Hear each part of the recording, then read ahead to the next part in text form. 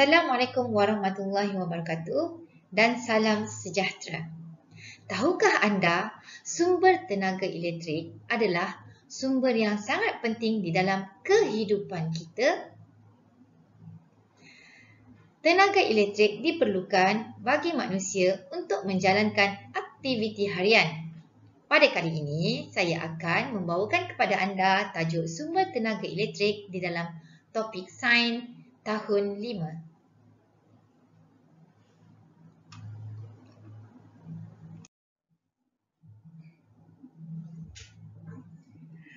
Sumber tenaga elektrik yang pertama adalah stesen jana kuasa.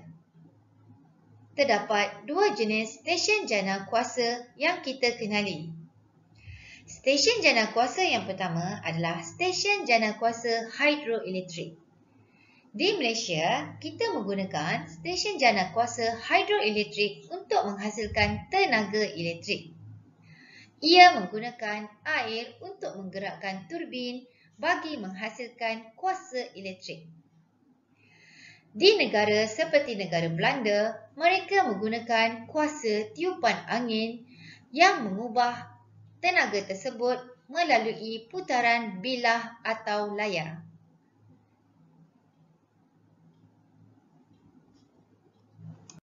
Ini adalah stesen hidroelektrik.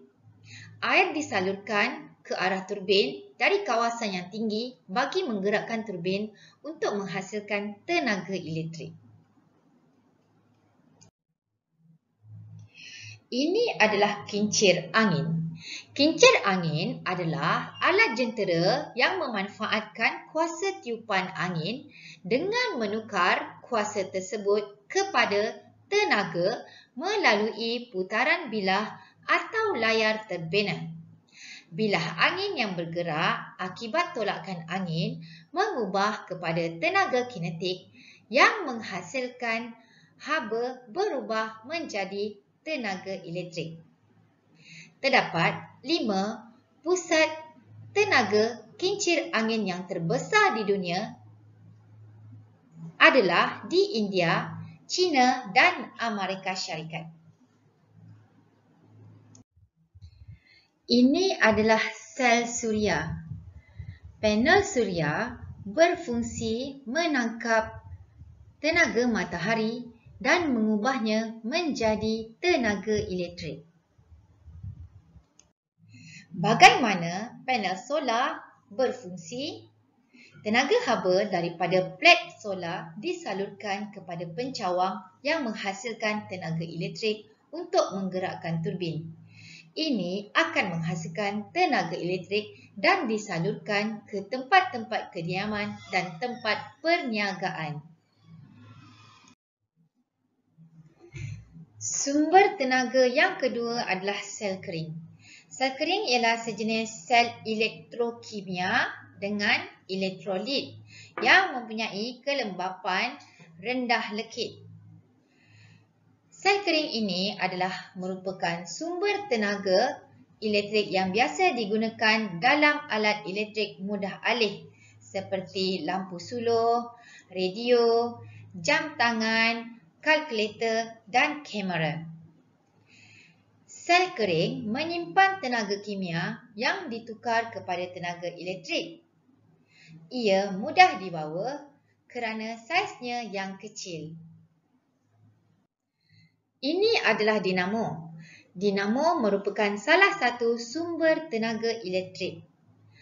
Biasanya dinamo didapati pada basikal.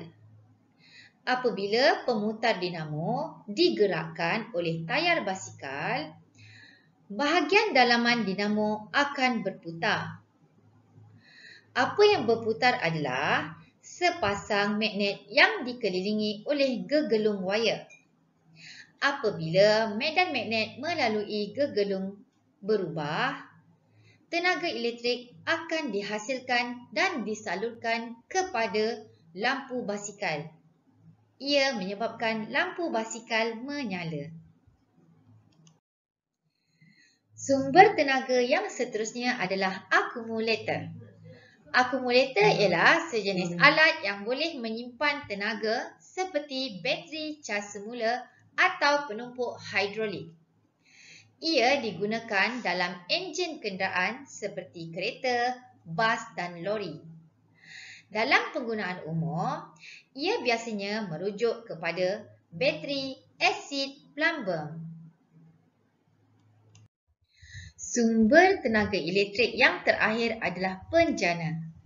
Penjana biasa dikenali dengan panggilan generator. Penjana akan menukarkan tenaga kimia daripada bahan api fosil kepada tenaga elektrik.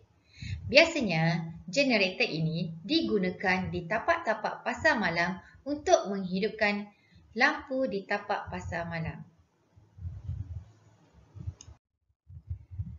Baiklah pelajar-pelajar, bagi mengukuhkan ingatan anda, sila jawab soalan ini.